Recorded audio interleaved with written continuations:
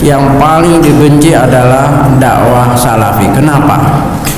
Ya, karena penentangannya itu berhujah.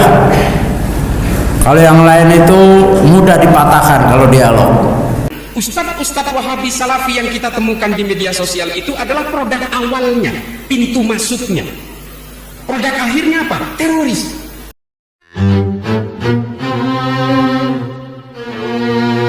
Teropong wa lebay. Kembali kepada Al-Quran dan As-Sunnah.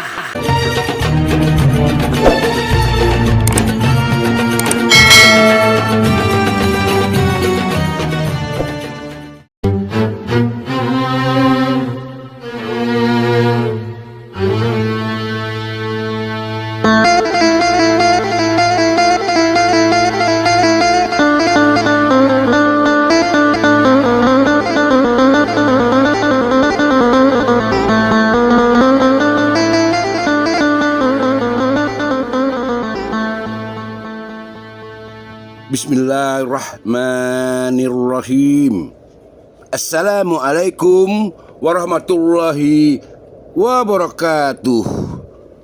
Saudara-saudaraku seislam semanhaj salaf, beruntunglah dan berbahagialah kita yang terus berjuang semampu-mampu kita untuk mengikuti sunnah Rasulullah Sallallahu Alaihi Wasallam, Muhammad bin Abdullah bin Abdul Muthalib bin Hashim bin Abdul Manaf.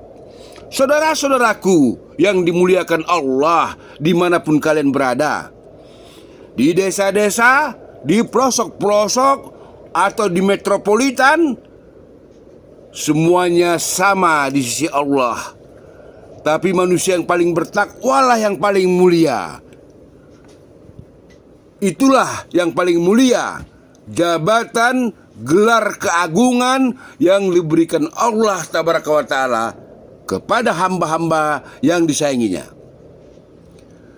Jika kita melihat ke belakang 1432 tahun yang silam, siapa yang gak kenal Umar bin Khattab? Umar preman besar gurun pasir, disegani, diperhitungkan dan ditakuti oleh kaum-kaum musyrikin Mekah. Namanya membahana di kalangan musyrikin. Tapi kalau Allah berkehendak, tak ada yang mustahil. Rasulullah SAW pernah bersabda, "Ya Rabbku, kuatkanlah Islam dengan Abu Jahal atau Umar bin Khattab." Kemudian Allah berpihak kepada Umar, bukan kepada penguasa, bukan kepada pejabat yang berpengaruh, tokoh yang berpengaruh, bukan saudaraku seislam semanhaj salaf. Allah membulak-balikkan hati manusia, menggerakkan Umar bin Khattab masuk Islam. Makin kuatlah Islam ketika itu. Begitu juga hari ini, sekarang ini, banyak manusia-manusia berwujud manusia, pada hakikatnya mereka adalah setan dari kalangan jenis manusia. Tak henti-hentinya menghujat, mencelah, menista, menyebar fitnah. Syekh Muhammad bin Abdul Wahab yang digelar Wahabi itu adalah bapaknya, bukan Syekh Muhammad. Jadi siapa saja yang mencerca Wahabi berarti menghina ayahnya Syekh Muhammad bin Abdul Wahab. Ini udah double fitnah. Double fitnah. Mencerca, memfitnah, tetapi yang hak tetap bersinar terang menderang. Tak mampu diredupkan oleh tukang-tukang fitnah. Manhaj salaf menggelegar ke berbagai penjuru dunia. Manhaj salaf adalah keagungan dan disanjung oleh manusia yang mulia karena mengikuti manhaj Rasulullah SAW dan para sahabat-sahabatnya. Saudaraku seislam semanhaj, banggalah kita karena kita orang-orang yang beruntung, tidak salah dalam memilih manhaj. Ustadz Wahabi Salafi yang kita temukan di media sosial itu adalah produk awalnya, pintu masuknya. Produk akhirnya apa? Teroris. Jadi jangan artikan radikal itu hanya melawan negara, belum tentu. Mereka bisa saja mengatakan mari hormati pemimpin. Kami tidak akan mungkin menjadi teroris karena rokok saja saya haramkan. Yang membahayakan diri sendiri saja diharamkan, apalagi menyerang orang lain. Kan begitu yang sering kita dengar. Jangan salah, radikalisme, ekstremisme, dan terorisme itu tidak hanya dalam persoalan politik, tapi juga dalam persoalan sosial. Ketika dia mengajarkan orang lain untuk mengkafirkan siapapun yang berbeda, maka ini adalah ancaman terhadap intimasi sosial. Ini radikal juga, ini teroris juga.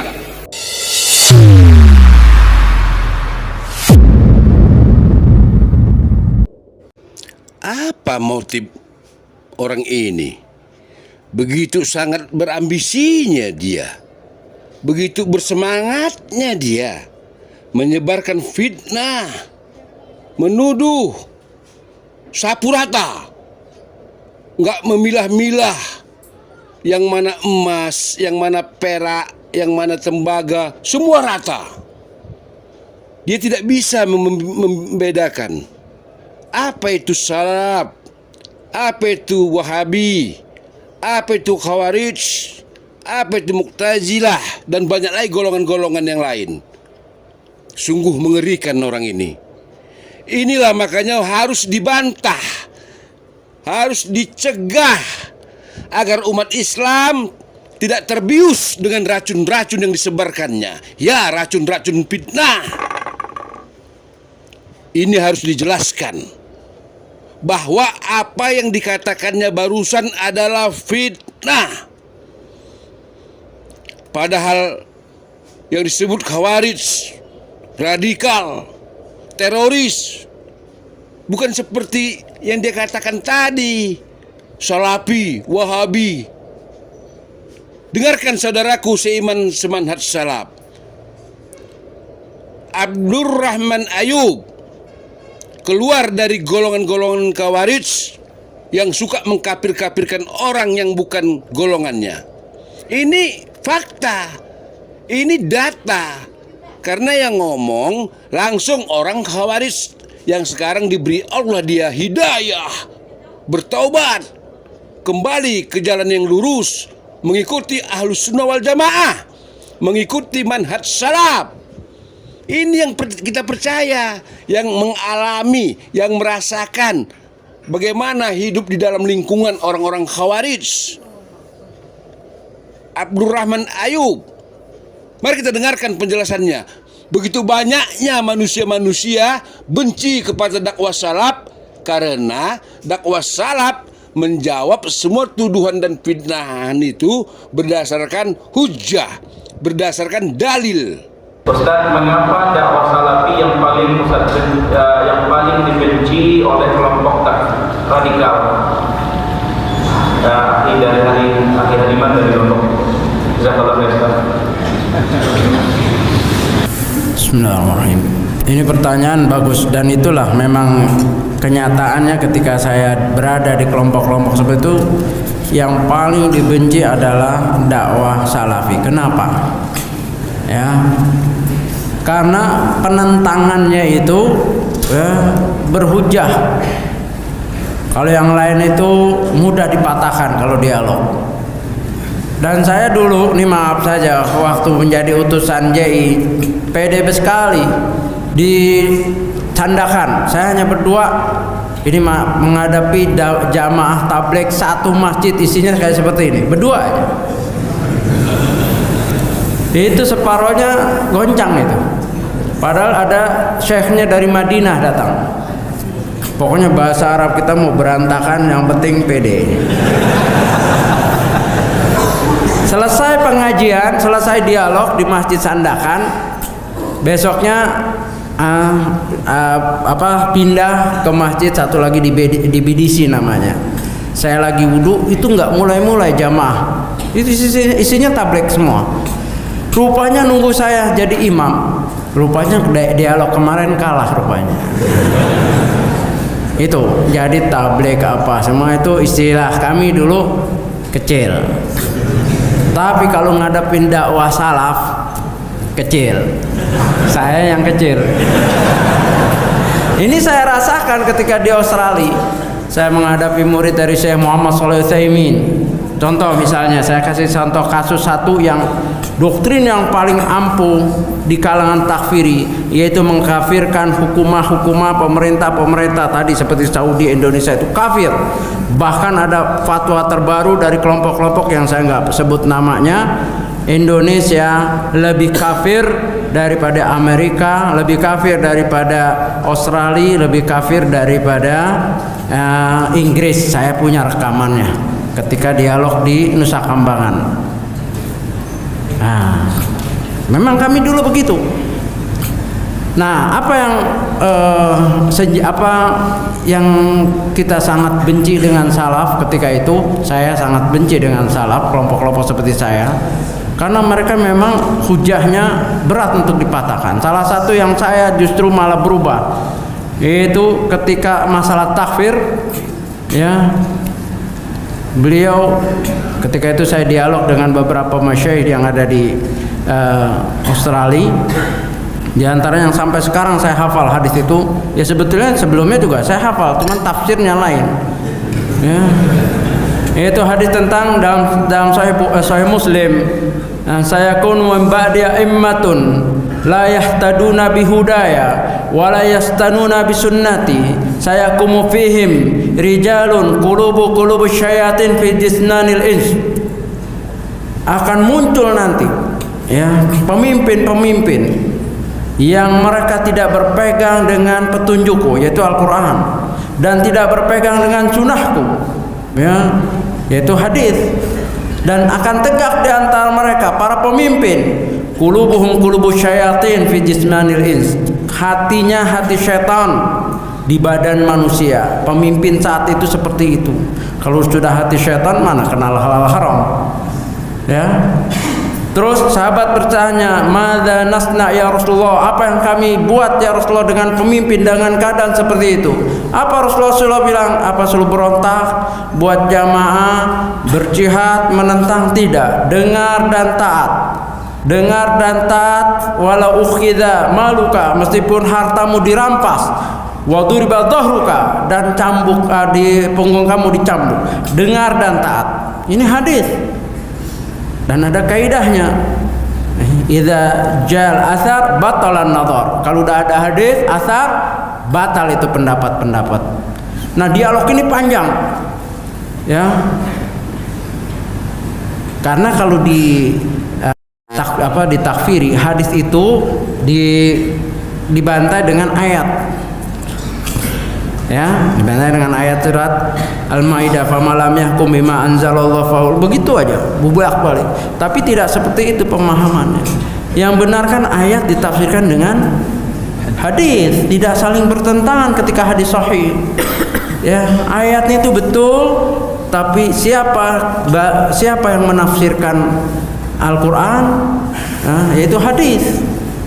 Ya, sudah diterangkan. Dari sini saya menyerah. Ya, dan tentunya banyak hadis lain, diantaranya hadis riwayat Ahmad, latung qadunna ural Islam urwatan, akan terlepas dari tali Islam, dari ikatan Islam satu ikatan. Yang pertama, kullaman qad intaqadat tasabasan nasu billati taliha. Setiap putus orang akan berpegang dengan ikatan selanjutnya. Wa awwaluhunna naqdul hukmi. Yang pertama kali putus adalah lepas adalah tentang hukum, kemudian sholat. Nah, ketika di situ hadis Nabi SAW ketika menyatakan yang pertama lepas adalah hukum, Nabi tidak bilang kafir, habis kafir, tidak, masih ada selama masih ada sholat dan seterusnya. Ini yang nggak ada bijaksananya nih takfiri. Langsung kafir kafir. Nah, sekarang mereka yang takfiri dikafirin lagi sama ISIS. Nah, ini kejadian. Saya kan keliling nih di Nusa Kambangan. Orang-orang yang dulu dihukum mati, hukum seumur hidup, ada yang hukum mati, sempat dialog. Ustaz, kenapa? Ya masih sama saya walaupun udah beda, tapi tetap manggil Ustaz karena pernah ngaji kan. Ustaz, saya kan sudah begini nih seumur hidup. Sekarang saya dikafirkan lagi sama orang. Tolong orang itu kitanya. Lah, iya kenapa? Karena saya sekarang sudah dijadikan imam. Karena seumur hidup, jadi hafalannya udah bagus lah, jadi imam. Nah, tapi karena udah jadi imam dekat dengan para sipir penjara, senyum, ngobrol. Kata orang-orang itu, senyum dengan sipir, kafir. Nggak ada yang jadi makmum mereka. Itu J itu, tokoh J yang meledakkan, ada salah satu peledakan yang dia lakukan seumur hidup. Sekarang dikafirkan oleh teman yang ini takfiri lagi, yang beat dengan ISIS. Coba takfiri dikafirkan lagi. Jadi ISIS ini takfir murakkab. Kafir pangkat dua ya. Ya begitu. Akhirnya berantem mereka. Berantem.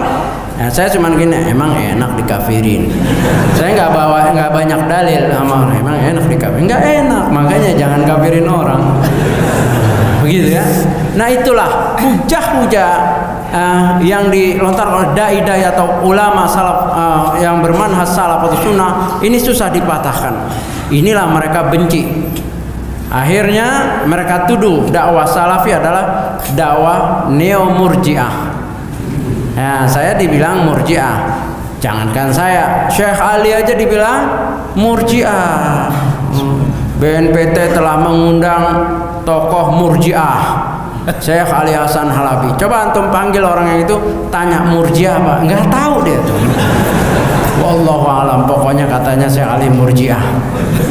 Ya, itulah tuduhan mereka. Ya dulu saya juga begitu menuduh. Pokoknya kalau yang nggak bertentangan dengan kita murji'ah. Ya, karena apa? Karena kita di khawarijin katanya. Jadi kalau kita diskusi yang satu khawarij, yang satu murji'ah, yang siapa yang ahlu sunnah? Ya, nah inilah. Jadi berpegang teguhlah ya, dengan dakwah sunnah. Karena disitulah al-mustaqbal fil Islam, masa depan Islam ini dengan keilmiahan. Ya, siapa saja yang apa istilahnya mempersoalkan dia akan lelah sendiri. Karena hujah-hujahnya wadih seperti matahari di siang hari. Siapa yang bisa nutup? Ya, matahari terang benderang di siang hari. Ya, orang yang nggak bisa melihat ya orang yang buta dan buta mata hatinya. Mudah-mudahan kita doakan mereka mendapat hidayah. Kita berdakwah mengadakan ini karena kecintaan kita kepada mereka, kecintaan kita kepada Allah. Itu dasar yang paling kuat. Karena memang hadisnya menyatakan la yu'minu ahadukum hatta yuhibba li akhi ma yuhibbu li nafsihi. Ya, tidak sempurna iman seseorang ya sebelum dia mencintai apa yang baik untuk saudaranya sebagaimana apa yang baik untuk dirinya. Jadi ingat, kita berbuat seperti ini, bicara ini dasarnya adalah kecintaan dengan saudara-saudara kita untuk bisa meraih jalan yang hak ini. Meraih jalan yang hak ini sampai kita mati. Itulah nasihat Abdurrahman bin Ayub. Wassalamualaikum warahmatullahi wabarakatuh. Alhamdulillahi rabbil alamin.